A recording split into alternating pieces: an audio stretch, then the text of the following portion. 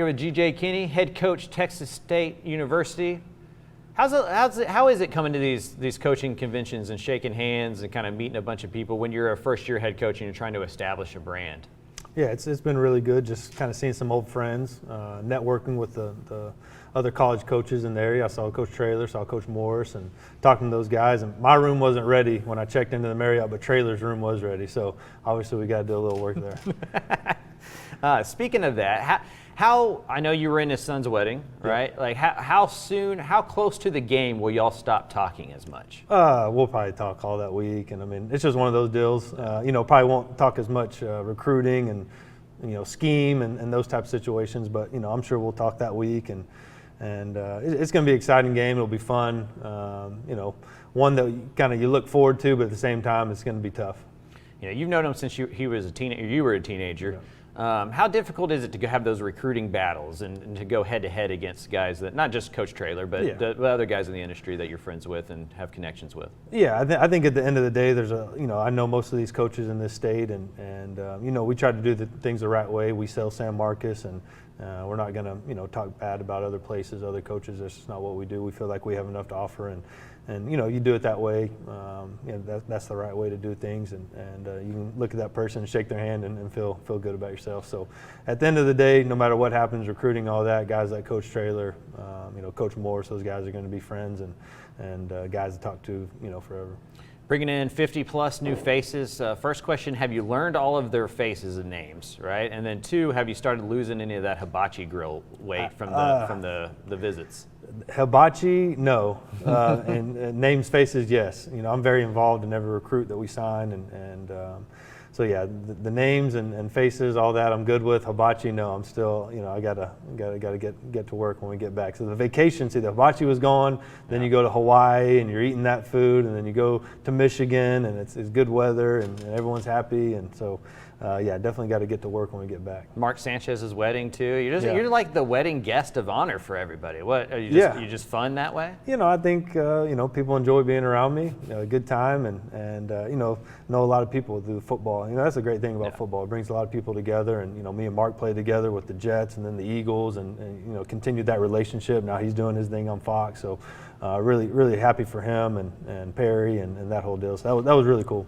We've talked about this a little bit before, but you transferred in college, and you had a successful transfer in college. How much does that help you kind of understand the plight of some of these guys in the portal of it, not just like, oh, something must have been really bad? Yeah, I think, there's definitely a lot of research that goes into it. Talking to the high school coaches, I think, is always huge. And especially, when it's a kid from Texas, it's easy to pick up the phone and call, one of the Texas high school coaches and get information.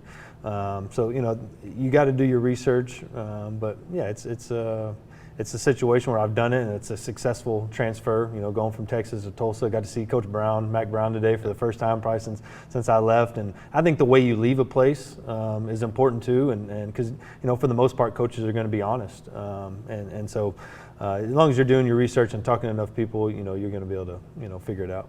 Your father was a Texas high school coach. I'm sure you've been at these conventions for a long time.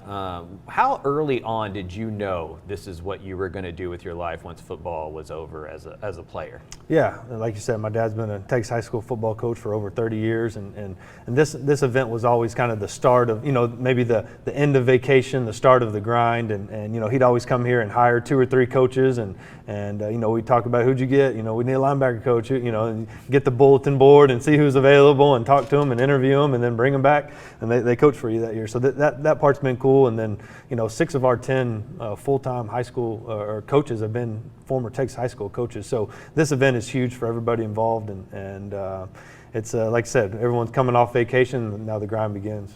It's no secret Texas State hadn't recruited inside the state very much at the high school level, at least. How important was it for you to establish those inroads again? Yeah, as soon as we got the job, we got to work, able to sign 7 guys when we took the job, high school kids, and that part's been huge. And I think every year, I'm sure coaches across with the portal available, we feel like we hit on all 7 of those kids, which was huge. Those guys come in and go to work and get to develop those guys, but some of them are going to play right off the bat. A guy like Chris Don from Mesquite Horn kind of jumps off the board to me, a guy that comes in and he's super athletic, fast, and kind of has the right mentality. So we need to sign more, and that'll happen this next class. A lot of success at Incarnate Word. I'm sure you had plenty of offers, plenty of interviews, that kind of stuff. Why Texas State?